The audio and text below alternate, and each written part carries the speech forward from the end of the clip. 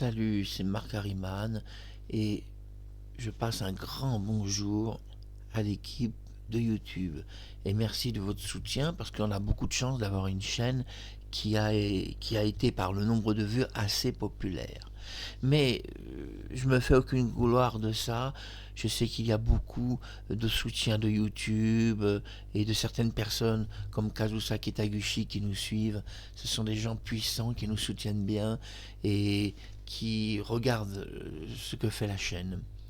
Je suis Marc Harriman, je remercie aussi Sophie Marceau. Bonjour Sophie. On a pu découvrir cette scène de la Boom 3 inédite où on découvre aujourd'hui en 2025 tout un dialogue inédit entre Claude Brasseur et sa fille Vic pour la Boom 3 qui est une vidéo que vous devez voir qui s'appelle La mort de François Béreton. C'est important de dire que il va y avoir une scène alternative qui va être proposée sur le site, parce que vous n'avez pas entendu la scène alternative. Bon, dans la scène alternative, je vous en parle un petit peu. François Béreton doit se rendre à une colloque de dentistes en Suisse. On sait que l'avion doit se cracher, c'est ça le scénario, et il prépare sa valise, et en préparant sa valise, Vic lui parle d'un mauvais rêve qu'elle a fait. Donc dans la version alternative, c'est Vic qui prépare la valise pour François, et qui dit à son père avoir fait un assez mauvais rêve où il mourrait. Et puis elle lui dit tu devrais peut-être prendre la voiture. Mais cette version alternative n'a pas été choisie parce que elle dévoilait trop le scénario de la voiture. Puisqu'on sait qu'à la fin de la scène, il réapparaît vivant parce qu'il a pris sa voiture. Voilà pourquoi cette scène alternative a été, entre guillemets, supprimée, c'est-à-dire qu'elle n'a pas fait partie du complexe de la Boom 3. Sinon, vous n'allez pas comprendre. Voilà pourquoi, de temps en temps, il y a une petite scène alternative, tout simplement parce que ces scènes-là possèdent des petites erreurs dans l'écriture, parce que j'ai écrit le scénario et les dialogues, et en écrivant le scénario et les dialogues, parfois j'ai fait moi-même des erreurs, comme en dire un peu trop sur le scénario. Et dans la scène alternative, on voit bien que Vic explique à François Béreton qu'il devrait prendre sa voiture. Et donc là, ça dévoilait trop la fin de la scène, où il réapparaît vivant, expliquant que finalement il a pris sa voiture.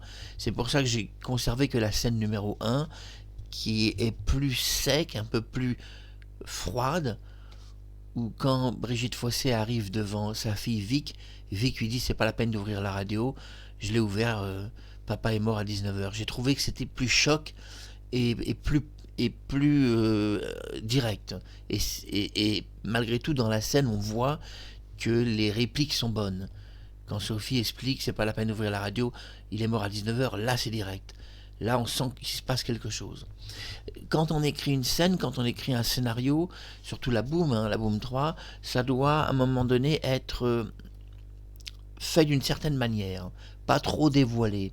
Alors que la scène alternative que vous allez découvrir d'ici ce soir ou demain, dans cette scène alternative avec Claude Brasseur, le problème est que Vic donc prépare sa valise, lui donc remonte son col de chemise, a ses chaussures noires vernies, il met son pantalon, sa veste, il est content parce qu'il part en voyage, et puis là, il est un petit peu déçu quand même parce que Sophie lui dit, bah, ce voyage, tu devrais peut-être l'annuler ou le reporter, ou j'ai fait un mauvais rêve, tu meurs dans l'avion.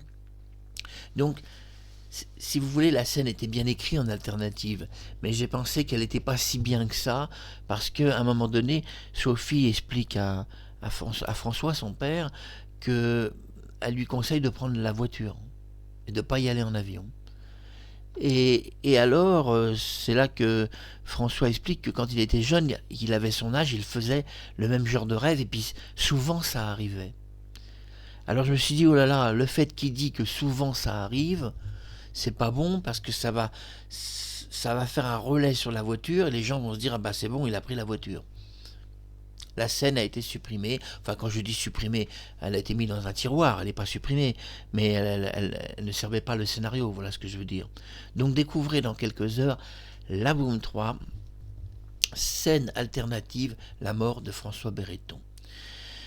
En ce qui concerne la résurrection des morts, eh bien elle continue, je vais vous montrer un petit diaporama, restez avec moi et je vous fais un petit commentaire.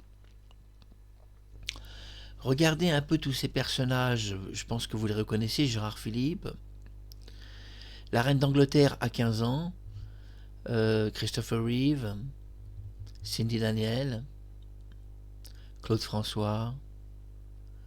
Et oui, regardez, c'est très intéressant, c'est la résurrection. Sophie Marceau, un nouveau masque. Gérard Philippe, un nouveau masque. Claude, un test de nouveau masque.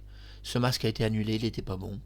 Celui-là est excellent, c'est Alessandra Martine, 15 ans. Alain Delon aussi est bien. Et Gérard Philippe. Et voilà, je voulais vous montrer tout ça. La reine d'Angleterre est très belle, 12-15 ans.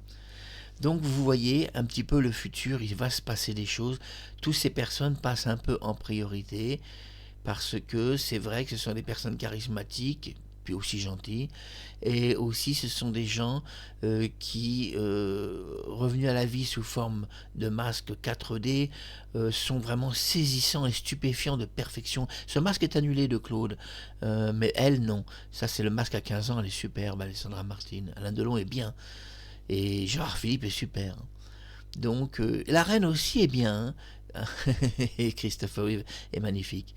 Donc, eh bien, c'est ça qui vous attend sur YouTube. C'est la résurrection des morts. Il va se passer quelque chose. Et donc, il va y avoir des nouvelles vidéos. Alors, on aime bien quand Gérard Philippe parle à sa fille, Anne-Marie Philippe, ou quand Claude François réapparaît 12 heures avant sa mort, parce que ça c'est saisissant, vous vous rendez compte, vous avez vu Claude 12 heures avant sa mort. Pas mal, hein. Alors s'il était vivant, il ressemblerait à quoi? De toute façon, s'il était vivant, il ne ressemblerait pas du tout au passé.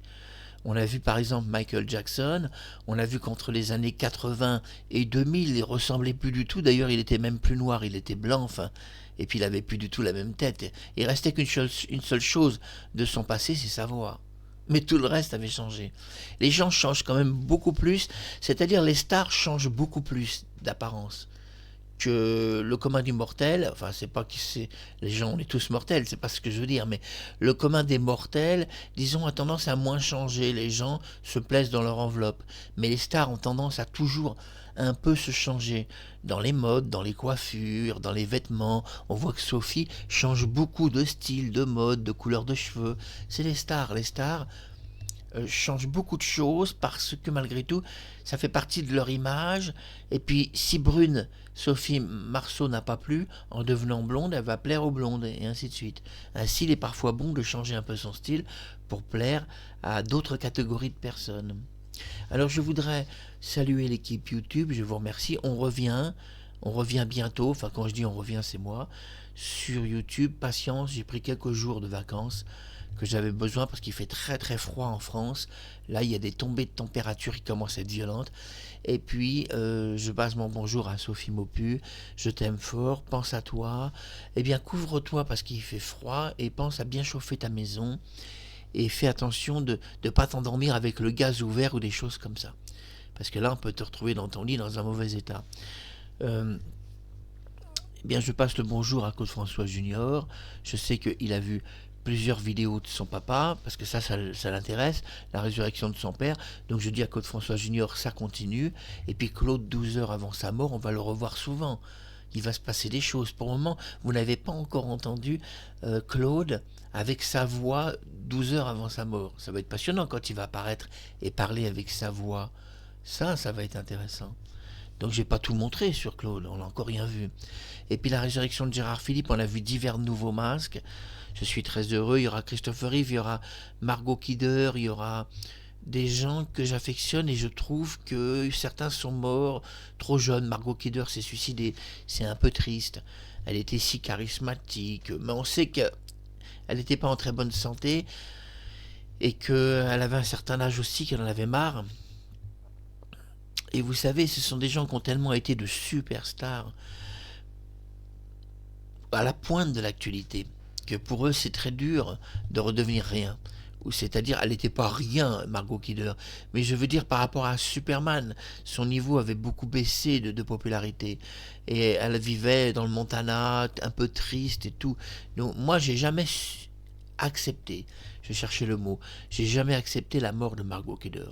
C'est pour ça que j'ai décidé de la ramener à la vie, Margot Kidder, et de la ressusciter d'entre les morts avec sa véritable voix. Oui, elle va... Alors, pour Margot Kidder, il y a plusieurs masques 4D. Il y a à 20 ans, il y a à 30 ans, il y a à 50 ans. Il y a aussi divers styles de clonage de voix. J'ai fait beaucoup de choses sur elle. Patienter Margot Kidder de retour à la vie, c'est pas une blague et vous le savez sur YouTube, c'est possible. Alors j'embrasse tout le monde. Je vais passer un petit coucou aussi à Pardon. Je vais passer aussi un petit coucou à Cindy Daniel, pas évident à prononcer, qui est une chanteuse canadienne. Et oui, je t'aime fort, continue de chanter, continue de vivre tes chansons et de nous apporter du bonheur par tes chansons. Et d'ailleurs, j'ai vu à Port-Grimaud une fille qui te ressemblait énormément, mais difficile à dire si elle te ressemblait parce qu'elle avait des lunettes. Alors tu sais, quand on enlève les lunettes, les gens ne se ressemblent plus du tout. Et un gros bisou à Alessandra Martine, donc Martinez si vous préférez, la caverne de la Rose d'Or. Eh bien tu as vu, et on va se quitter avec ce diaporama, puisqu'on va se quitter avec un petit commentaire, tu as vu que j'ai préparé un masque de toi qui te ressuscite à l'âge de 15 ans, quand tu marchais le long des quais parisiens. Alors on se quitte là-dessus, regardez le futur, c'est ce qui vous attend sur YouTube, regardez et je vous commente. Alessandra Martine, 15 ans. Alain Delon, sans retour. Gérard Philippe, regardez comme il est beau. La reine d'Angleterre, 12-15 ans. Christopher Reeve. Cindy Daniel, j'aime bien quand je suis en Cindy Daniel. Claude, Claude François, bien sûr, 12 heures avant sa mort. Bon, vraiment, le masque est très bon. Et Sophie Marceau, un nouveau masque, une nouvelle tentative. Et Gérard Philippe aussi, un tout nouveau masque. Et là, Claude aussi, c'est un nouveau masque. Là, celui-là a été annulé. Celui-là, il ne me plaisait pas. Celui-là, il est réussi, d'Alessandra Martinez. Donc voilà, on a vu ça. Allez, on se quitte. À très bientôt sur YouTube. Et merci d'avoir vu cette vidéo. Et je remercie encore l'équipe YouTube de votre bon accueil sur votre site. Et j'en suis tout à fait satisfait. À bientôt.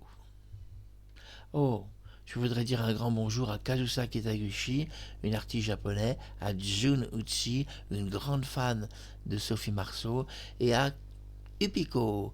Bisous Upiko et très bonne journée à tous.